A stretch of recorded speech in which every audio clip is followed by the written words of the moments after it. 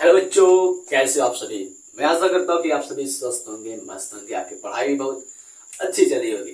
मेरे प्यारे बच्चों, आज की इस क्लास में मैं आपको पढ़ाने वाला हूँ मादा जन्म तंत्र के बाह्य जननेंद्रिय के बारे में। यानी कि आज की इस क्लास में हम सीखने वाले हैं फीमेल रिप्रोडक्टिव सिस्टम में एक्सटर्नल जेनिटेलिया के बारे में कि एक्सटर्नल जेनिटेलिया होता कैसा है। ठीक है, जहां पर आप यहाँ पर डायग्राम देखिए, फोटो मैंने लगा दिया है। उसमें कौन कौन से ऑर्गन्स पाए जाते हैं, ठीक है, कौन कौन से ग्लैंड पाए जाते हैं जो कि नर ग्रंथियों के स्थान पर काम करते हैं, उन सभी के बारे में हम जानेंगे। पिछले क्लास में हमने फीमेल रिप्रोडक्टिव सिस्टम को पढ़ा था, जहां पर हमने अंडाशय यानी कि ओवरी देखा था, ठीक है, यूटेरस देखा था, फैलोपियन ट्यूब देखा था, वजाइना देखा था। इससे जुड़ी हुई बहुत सारी बातें हमने की थी पिछले क्लास में। तो सबसे पहले हम बात कर लेते हैं आज की इस क्लास के, बिना आपके टाइम को बर्बाद किए, बिना अपने टाइम को बर्बाद किए। चलिए हम अपने हेडिंग को डालते हैं। जो हमारा आज का हेडिंग है वो है मादा जनन तंत्र, मादा जनन तंत्र में बाह्य जननेंद्रिय, बाह्य जननेंद्रिय, इसी को इंग्लिश में करते हैं external genitalia of female reproductive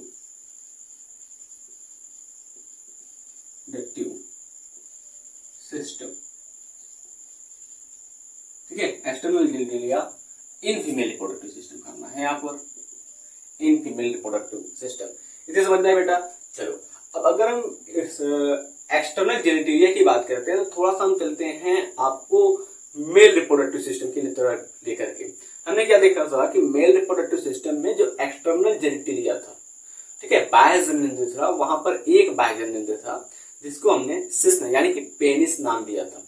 ठीक है, ठीक उसी प्रकार से फीमेल के अंदर जो बाह्य जननेंद्रिय है उसके अंतर्गत आपका यहाँ पर मेंस प्यूबिस आ जाएंगी, लेबिया मेजोरा आ जाएगा, लेबिया माइनोरा आ जाएगा, ठीक है, हाइमन आ जाएगा, क्लिटोरिस आ जाएगा। ठीक है, क्या क्या, मोन्स प्यूबिस आ जाएगी, लेबिया माइनोरा हो जाएगा, लेबिया माइनोरा हो जाएगा, हाइमन हो जाएगा, क्लिटोरिस आ जाएगा। ये चार चीजें आती है फीमेल के अंदर एक्सटर्नल जेनिटेलिया में। तो इन चारों चीजों के बारे में हम अच्छे से जानेंगे। इसके अलावा यहाँ पर कुछ ग्रंथियां यानी कि कुछ ग्लैंड भी शामिल होती हैं, उनके बारे में हम बात करेंगे। सबसे पहले जान लीजिए कि मादा के बाह्य जनन तंत्र में कौन कौन सी चीजें आती हैं। तो आती है मोन्स प्यूबिस। ठीक है, मोन्स प्यूबिस।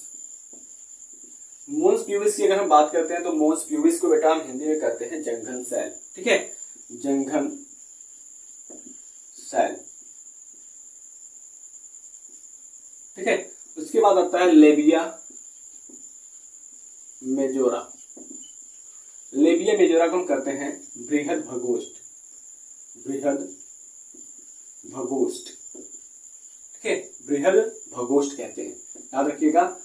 मोन्स प्यूबिस को हम जंघन सेल कहते हैं। अभी इसके बारे में बताऊंगा मैं क्या होता है मोन्स प्यूबिस और क्या होता है बृहद भगोष्ठ। उसके बाद आता है लेबिया माइनोरा, लेबिया माइनोरा जिसको हम कहते हैं लघु भगोष्ठ, लघु भगोष्ठ। इसके बारे में भी देखेंगे हम। तीसरा जो आता है वो होता है हाइमेन, जिसको हम योनि छद कहते हैं, योनि छद कहते हैं। उसके बाद लास्ट में आता है आपका क्लिटोरिस, क्लिटोरिस आता है। क्लिटोरिस क्या होता है, बहुत ही सेंसिटिव ऑर्गन होता है फीमेल के रिप्रोडक्टिव सिस्टम में। ठीक है, क्लिटोरिस।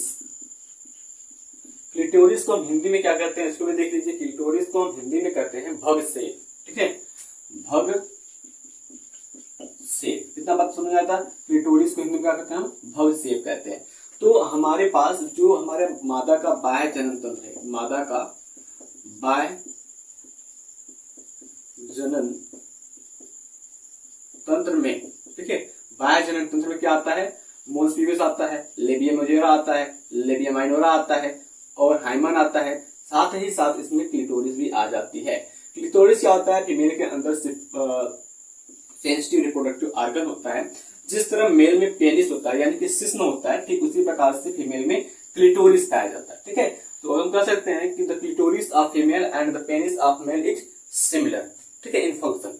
चलो आगे हम बात करते हैं, तो हम एक एक पॉइंट को अच्छे से जानते हैं। तो सबसे पहले बेटा अगर हम मोन्स प्यूबिस की बात करते हैं, मोन्स प्यूबिस की अगर हम बात करते हैं, जिसको हम कहते हैं जंघन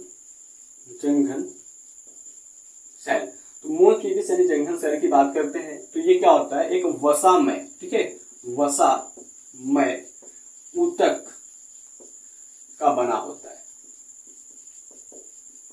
पहली पॉइंट ये हो गई कि जो जंघन सेल होता है वो क्या होता है, वसा में ऊतक का बना होता है। ठीक है, जहां पर ढेर सारे वसा होते हैं, फैट होते हैं, उस ऊतक का ये बना होता है। ठीक है, और इसकी संरचना की अगर बात करते हैं तो ये क्या होता है, गद्दीदार होता है। ठीक है, गद्दीदार होता है। दूसरी पॉइंट हो गई।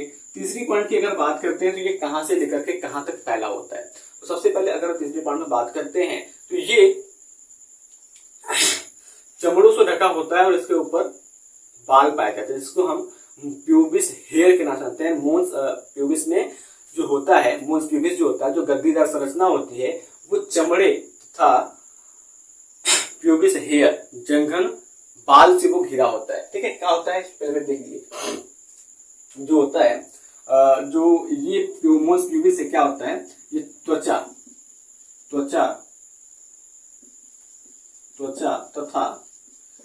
तथा जंघन बालों से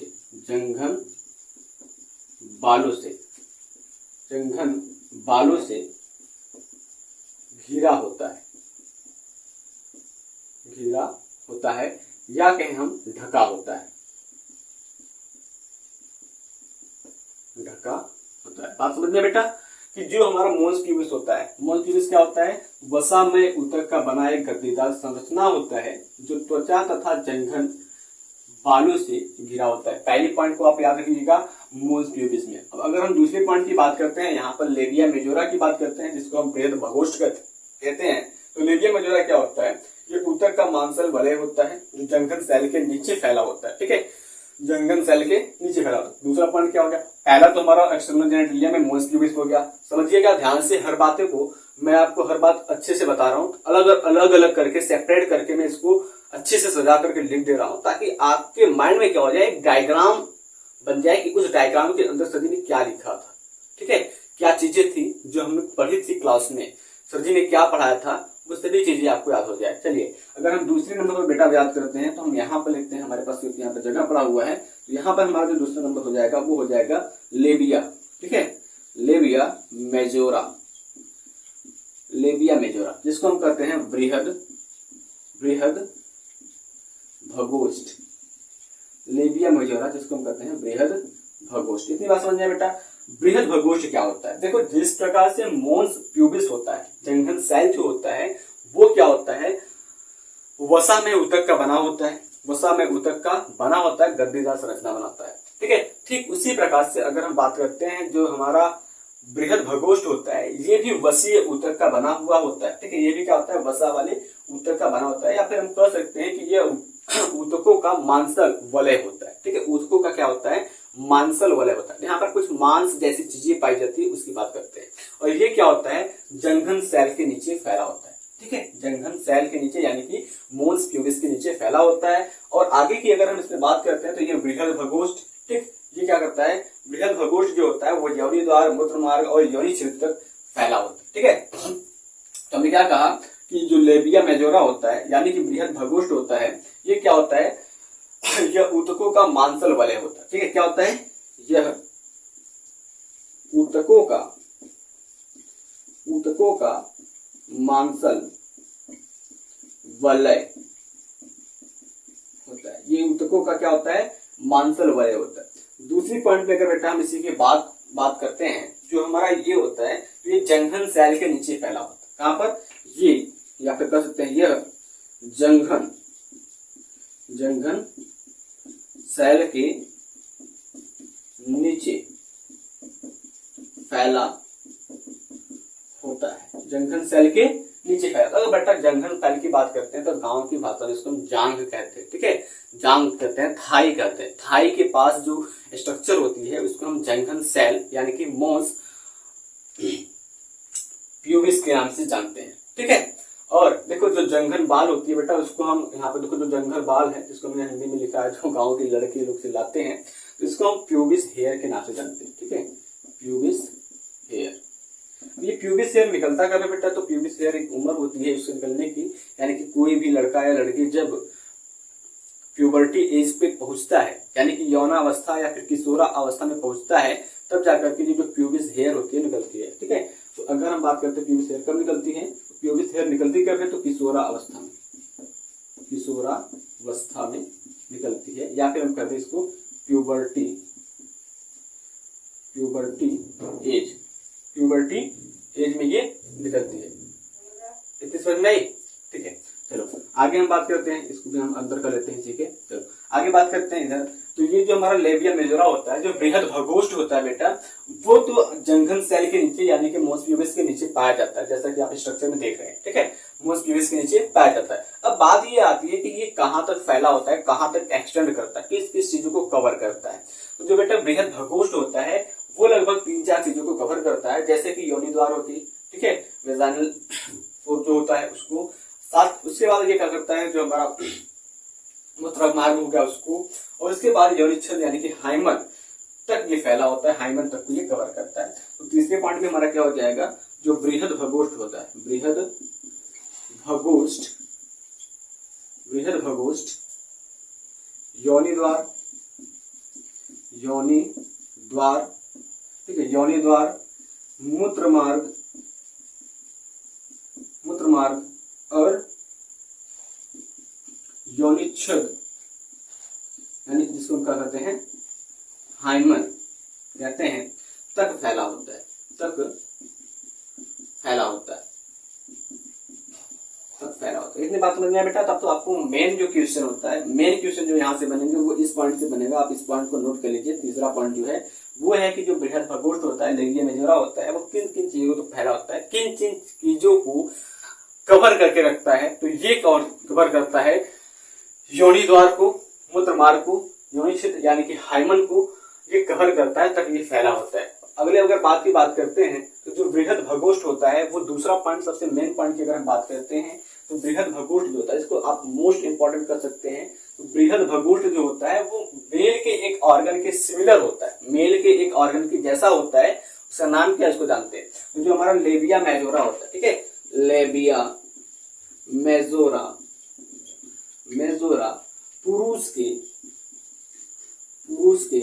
स्क्रोटम, स्क्रोटम सैक या फिर स्क्रोटल सैक का, ठीक है, स्क्रोटम कहो या फिर स्क्रोटल सैक कहो, स्क्रोटल सैक की जैसा होता है, जैसा होता है। बात समझ में बेटा कि जो पुरुष में स्क्रोटल सैक होता है जहां पर टेस्टिस आपका रुका होता है, टेस्टिस स्थित होता है, ठीक है, वो जो संरचना होती है मेल की और फीमेल में जो आपका लेबिया मेजोरा होता है जिसको बृहद भगोष्ठ कहते हैं, दोनों संरचना एक जैसी होती है। मोस्ट इंपॉर्टेंट करके इस 2 पॉइंट को लिखिएगा।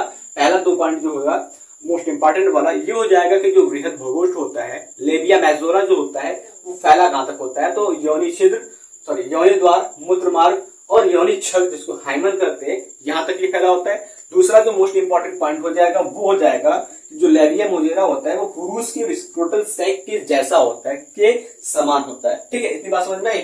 चलो आगे बात करते हैं, तीसरे पॉइंट पे बात करते हैं। तो सबसे पहले इसको हम थोड़ा सा सेपरेट कर दें ताकि आपके मन, आपके दिमाग, आपके मस्तिष्क में एक अलग से डायग्राम रिप्रेजेंट हो सके कि सचिन ने इसको कहां से अलग करके कहां पर लिखा था। ठीक है, ये हो गया। अब अगर हम बात करते हैं तीसरे पॉइंट की जिसको हम लेबिया माइनोरा करते हैं, ठीक है, तीसरा पॉइंट क्या हो जाएगा, तीसरा पॉइंट हो जाएगा लेबिया माइनोरा। ठीक है, लेबिया माइनोरा को बेटा हम कहते हैं लघु भगोष्ठ, लघु भगोष्ठ, लघु भगोष्ठ। देखो अगर हम बात करते हैं मेजोरा की, तो मेजोरा का मतलब होता है बड़ा, ठीक है, जिसको हम बृहद करते हैं, बड़ा, काफी बड़ा होता है, इसको हम बृहद करते हैं। और अगर हम माइनोरा की बात करते हैं तो माइनोरा का मतलब होता है छोटा। ठीक है, माइनोरा का मतलब क्या होता है, छोटा, जिसको हम लघु कहते हैं। लघु मतलब होता है छोटा।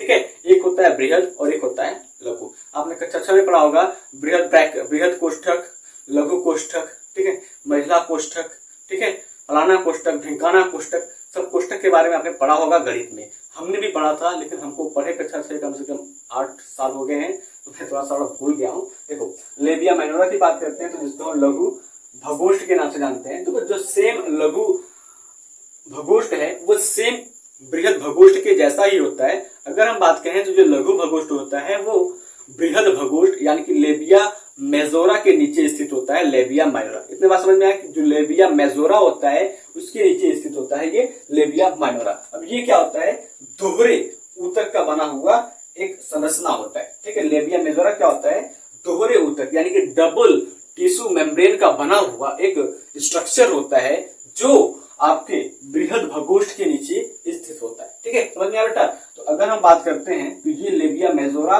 के बाद जो लेबिया माइनोरा होता है वो क्या होता है, ये क्या होता है, ये दोहरे ऊतक का बना हुआ एक संरचना होता है। क्या होता है, दोहरे, मार्कर भी कहा होगा इसको। तीसरे पॉइंट की अगर हम बात करते हैं यहाँ पर, तो यह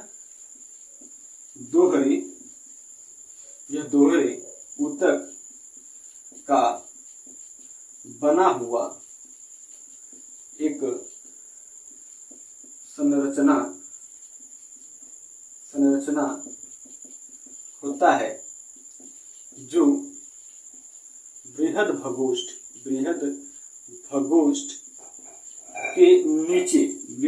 के नीचे पाया जाता है। बात समझ में है बेटा। जो लेबिया माइनोरा होता है वो क्या होता है, दोहरे ऊतक का बना हुआ एक संरचना होता है जो बृहद भगोष्ठ के नीचे, यानी कि लेबिया माइनोरा जो होता है वो लेबिया मेजोरा के नीचे स्थित होता है। ये 3 पॉइंट हो गए बेटा। देखो लेबिया माइजोरा और लेबिया मेजोरा तथा जो आपकी मोन्स प्यूबिस होती है, इन तीनों के बीच में, ठीक है, इन तीनों के बीच में नहीं, देखिए आप पहले लेबिया मेजोरा और लेबिया माइनोरा के पास कुछ ग्रंथियां होती हैं, कुछ ग्लैंड्स होती हैं जो कि मेल ग्रंथि यानी कि नर ग्रंथि के सिमिलर होती हैं और कुछ महत्वपूर्ण इंपॉर्टेंट काम भी निभाती है।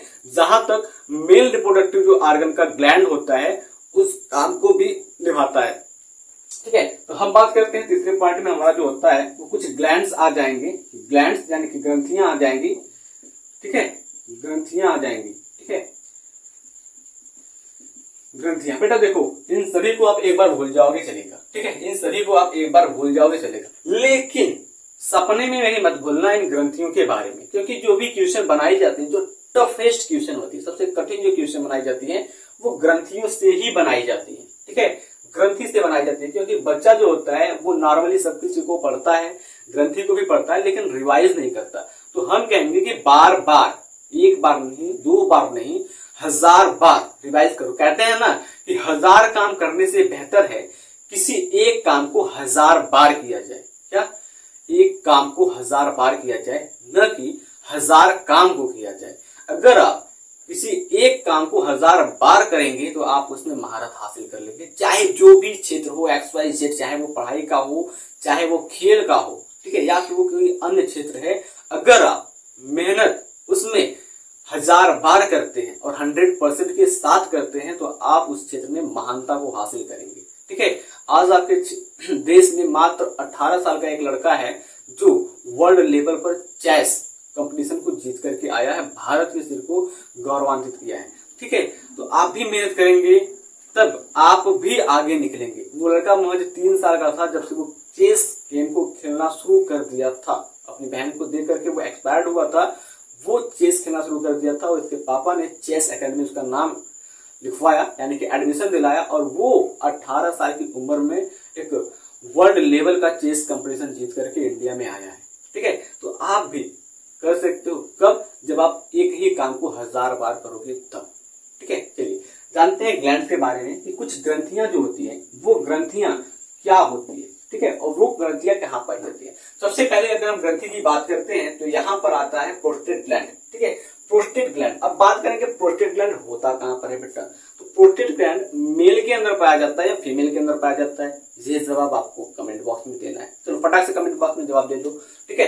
चलो मैं देख लूंगा बाद में रिकॉर्डेड क्लास है तो क्या हुआ, आप जवाब दीजिए। चलिए आगे बात करते हैं। जो प्रोस्टेट ग्लैंड होता है मेल में, ठीक है, ठीक उसी के जैसा फीमेल में भी एक ग्लैंड पाया जाता है, ठीक है, फीमेल में भी एक ग्लैंड पाया जाता है जिसको हम पैरायूरेथ्रल ग्लैंड के नाम से जानते हैं। मेल के प्रोस्टेट ग्लैंड के सिमिलर फीमेल में पैरायूरेथ्रल ग्लैंड पाया जाता है जिसको हम ग्लैंड ऑफ स्कैन के नाम से जानते हैं। क्या कहते हैं? ग्लैंड ऑफ स्कैन के नाम से जानते हैं। अगर इसके लोकेशन की बात करते हैं तो लोकेशन क्या हो जाएगा, जैसे कि मेल में पेनिस था, मेल के अंदर क्या था?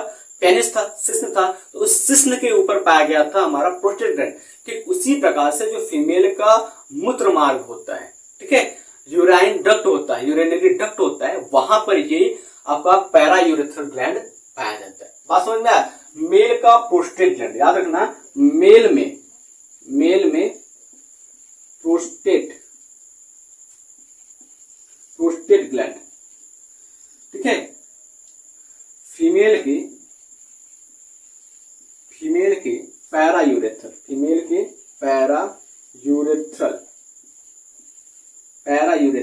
ठीक है। हिंदी में भी इसको पता नहीं क्या कहते हैं, अंग्रेजी पता है, देखिए पैरा यूरेथ्रल ग्लैंड या इसको हम कहते हैं पैरा यूरेथ्रल, या फिर इसी को हम कहते हैं ग्लैंड ऑफ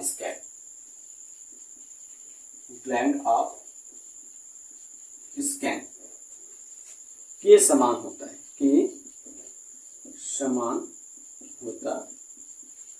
पहली बात समझ में आ गई बेटा कि जो मेन का प्रोस्टेट ग्लैंड होता है, नर का जो प्रोस्टेट ग्रंथि होता है, जिसको पुरुष ग्रंथि के नाम से जानते हैं, वो पुरुष ग्रंथि महिला के पैरा यूरेथ्रल ग्लैंड या ग्लैंड ऑफ स्कैन के समान होता है, दोनों एक जैसे होते हैं। अब अगर हम बात करते हैं तो ये पाया कहाँ जाता है, तो महिलाओं के मूत्र मार्ग छिद्र में भी यह ग्रंथि पाई जाती है, ठीक है। जो हमारा पैरा यूरेथ्रल ग्लैंड होता है वो कहाँ पाया जाता है, तो ये होता है फीमेल यानी कि महिला के, ठीक है, महिला के मूत्र मार्ग छिद्र में यह ग्रंथि पाई जाती है,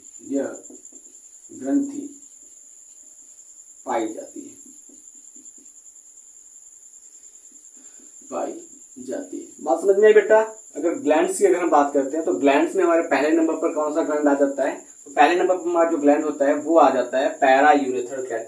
याद रखना, कभी भी सपने में भी मत भूलना कि पैरा यूरेथ्रल ग्लैंड क्या होता है, किसके सिमिलर होता है, कहां पर स्थित होता है। बेटा अगर सपने में भी इस पॉइंट को भूल गए तो समझ लो कुछ नहीं पढ़ा आपने बायोलॉजी में आज के दिन, ठीक है।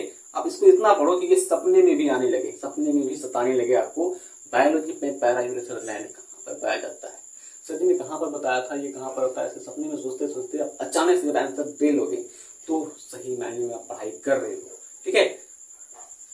तो मेल का जो प्रोस्टेट ग्लैंड होता है वो फीमेल में सिमिलर होता है पैरा यूरेथ्रल ग्लैंड की। तो बात समझ में बेटा?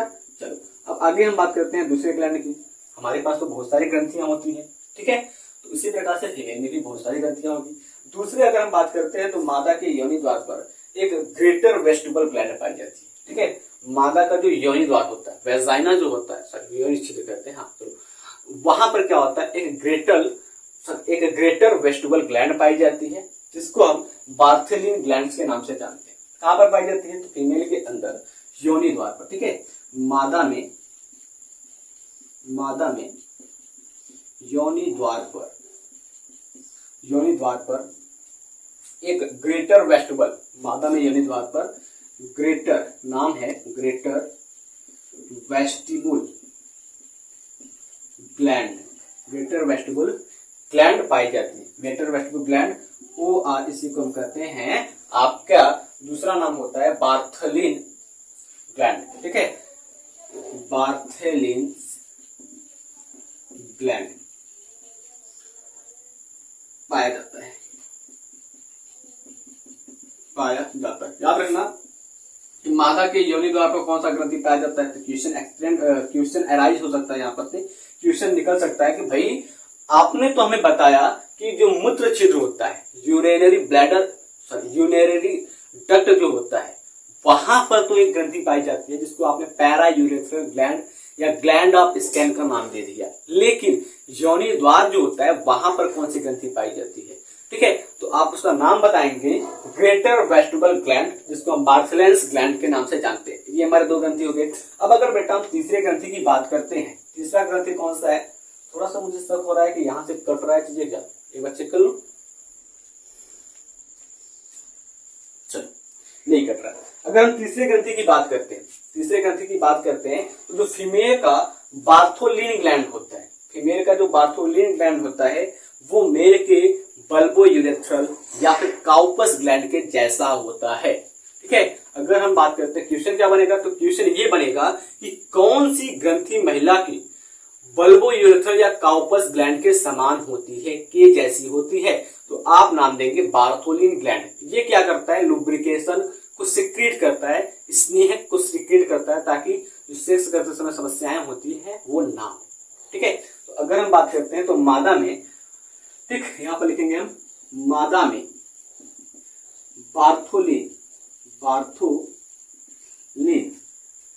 ग्लैंड पुरुष के बल्बो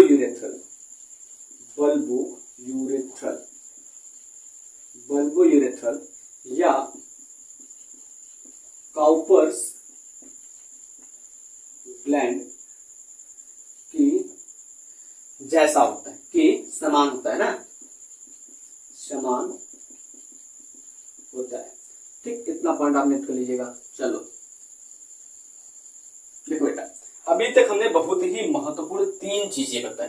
क्या क्या बताई, ग्रंथि बताई, 3 थी ग्रंथि। पहली जो ग्रंथि बताई वो हमने बताया पैरा यूरेथ्रल ग्लैंड, जिसको ग्लैंड ऑफ स्कैन कहते हैं। बात को समझिएगा, para urethral gland of scan कहां पाया जाता है, तो फीमेल में पाया जाता है मूत्र छिद्र के पास। ठीक, उसके बाद अगर हम बात करते हैं तो एक ग्रंथि और पाई जाती है जिसको ग्रेटर वेस्टिबुलर ग्रंथि कहते हैं।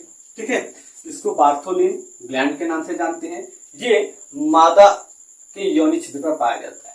अब इसके बाद अगर हम बात करते हैं तो मादा में जो बार्थोलिन ग्लैंड होता है, ठीक है, बार्थोलिन ग्लैंड होता है वो पुरुष के बल्बोयूरेथ्रल ग्लैंड या काउपस ग्लैंड के समान होता है। जो काम मेल के अंदर बल्बोयूरेथ्रल या फिर काउपर ग्रंथि काम करती है, ठीक वही काम फीमेल के अंदर जो बार्थोलिन ग्लैंड होती है वो करती है। इतनी पॉइंट आपको समझ में आ गई बेटा। चलो अगले पॉइंट की अगर हम बात करते हैं तो अगला पॉइंट में हमारा आ जाएगा हाइमन। देखो अभी तक हमने 3 पॉइंट देख लिया। पहला देखा हमने प्यूबिस मोन्स, ठीक है, मोन्स प्यूबिस देखा जिसको जंक्शन सेल करते हैं। दूसरा पॉइंट हमने लेबिया मेजोरा जिसको बृहद भगोष्ठ करते हैं। तीसरा पॉइंट हमने देखा लेबिया माइनोरा जिसको हम लघु भगोष्ठ कहते हैं। तो अगला हमारा जो पॉइंट बचा हुआ है, 2 बचा हुआ है, एक हाइमन बचा हुआ है, क्लिटोरिस बचा हुआ है। हाइमन की अगर हम बात करते हैं तो हाइमन क्या होता है इसको थोड़ा सा लिखेंगे, बाकी मुंह से बताते हैं, आप याद कर लीजिएगा। ठीक है, तो अगर हम बात करते हैं चौथे नंबर पर आता है जो हमारा वो होता है हाइमन। हाइमन जिसको हम कहते हैं योनि छद्म। ठीक है बेटा, अगर हम हाइमन की बात करते हैं तो हाइमन क्या होता है, एक पतली सी झिल्ली होती है। क्या होता है, एक पतला सा झिल्ली होता है जो कि योनि द्वार पर लगा होता है। तो हम कहेंगे यह एक पतला झिल्ली होता है जो योनि द्वार पर लगा होता है। ठीक है, ये क्या होता है, एक पतला सा झिल्ली होता है जो कि योनि द्वार पर लगा होता है, जिसको हम क्या करते हैं, हाइमन कहते हैं। अब बेटा अगर हम हाइमन की बात करते हैं तो महिलाओं में जो हाइमन होता है वो एक झिल्ली होता है जो कि फीमेल के अंदर वर्जिनिटी को रिप्रेजेंट करता है।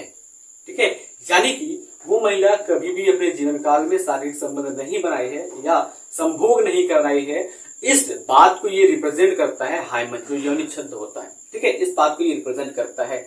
यानी कि अगर हम बात करते हैं कि जो हाइमन होता है वो क्या करता है, तो हाइमन रिप्रेजेंट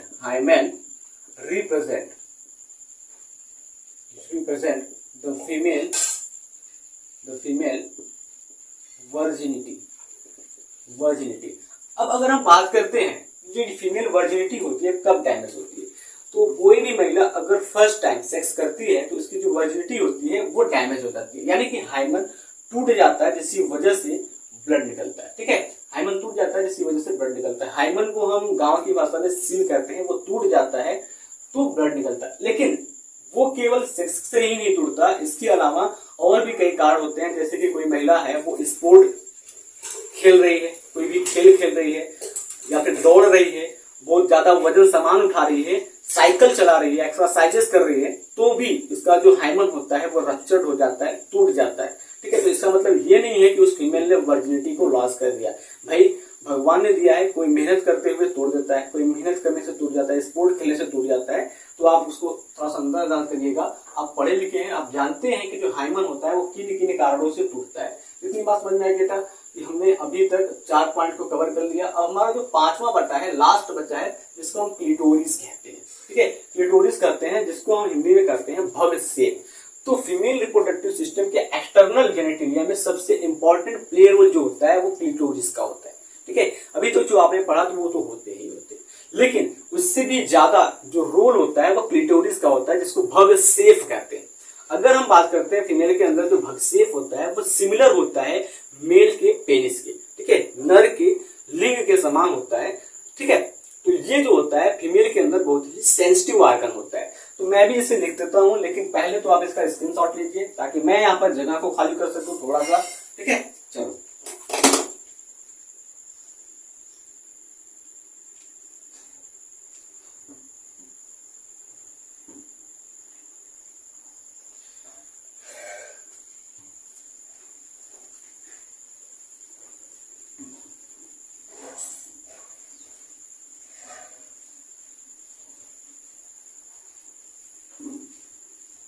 चलो इतने में मेरा काम हो जाएगा। लिखते हैं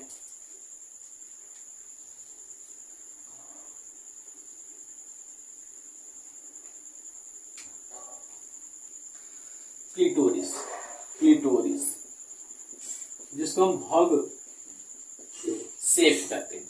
अब अगर हम बात करते हैं भग सेफ होता क्या है, इसकी जो स्ट्रक्चर होती है वो क्या होती है, एक छोटे से अंगुली के जैसा, अंगुली के जैसा, क्या लिख रहा हूं मैं, अंगुली के जैसा संरचना होता है, यह अंगुली के जैसा संरचना होता है। और यह पाया कहां जाता है, तो यह दो लघु भगोष्ठ तथा मूत्रमार्ग, ठीक है, दो यौनि भगोष्ठ तथा मूत्रमार्ग या फिर कह सकते हैं मूत्र द्वार। ठीक है, मूत्र द्वार के ऊपर स्थित होता है। ठीक है, स्थित होता है। इतनी बात समझ में आया बेटा कि ये क्या होती है, एक छोटी सी अंगुली जैसी संरचना होती है जो लघु भगोष्ठ तथा मूत्र द्वार के ऊपर स्थित होता है। ठीक है, मूत्र द्वार के ऊपर स्थित होता है। और दूसरा मेन पॉइंट जो होता है कि ये किस चीज का बना होता है या फिर इसमें क्या पाया जाता है। तो इसमें क्या होता है, स्तंभन ऊतक पाया जाता है। स्तंभन ऊतक पाया जाता है। स्तंभन ऊतक का मतलब बेटा क्या होता है, तो यहाँ पर इरेक्टाइल टिश्यू पाया जाता है। इरेक्टाइल टिश्यू पाया जाता है। ये इरेक्टाइल टिश्यू जो होता है बेटा, स्तंभन ऊतक जो होता है वो मेल के पेनिस में भी पाया जाता है। ठीक है, तो क्वेश्चन अराइज होता है, क्वेश्चन बनता है कि जो फीमेल होती है उसके अंदर इरेक्टाइल टिश्यू कहाँ पाया जाता है या स्तंभन ऊतक कहाँ पाया जाता है। तो आपका सीधा सा आंसर हो जाएगा कि जो क्लिटोरिस होती है, जो भग सेफ होती है, वहां पर इरेक्टाइल टिश्यू पाया जाता है, जो नर के पेनिस यानी कि शिश्न के समान होती है, शिश्न के समान होती है। ठीक है, और अगर हम बात करते हैं तो ये सेक्स के दौरान चरमोत्कर्ष तक ये पहुंचाती है, जो क्लिटोरिस होता है ये। अगर हम क्लिटोरिस की बात करते हैं तो बेटा ये फीमेल रिप्रोडक्टिव सिस्टम में बहुत ज्यादा अंदर तक नहीं इन्वॉल्व होता है। ये केवल 2 से 3 इंच तक ही इस सेक्स ऑर्गन के अंदर, फीमेल रिप्रोडक्टिव सिस्टम के अंदर तक धसा होता है, जो आपको फिजिकल के समय चरमोत्कर्ष तक पहुंचाता है। तो मैं आशा करता हूं कि ये जो एक्सटर्नल जेनेटिलिया है फीमेल रिप्रोडक्टिव सिस्टम का, वो एकदम क्लियरली एक एक पॉइंट आपके दिमाग में बैठ गया होगा। तो मिलते हैं आपसे अगले क्लास में, तब तक के लिए जय हिंद, जय भारत।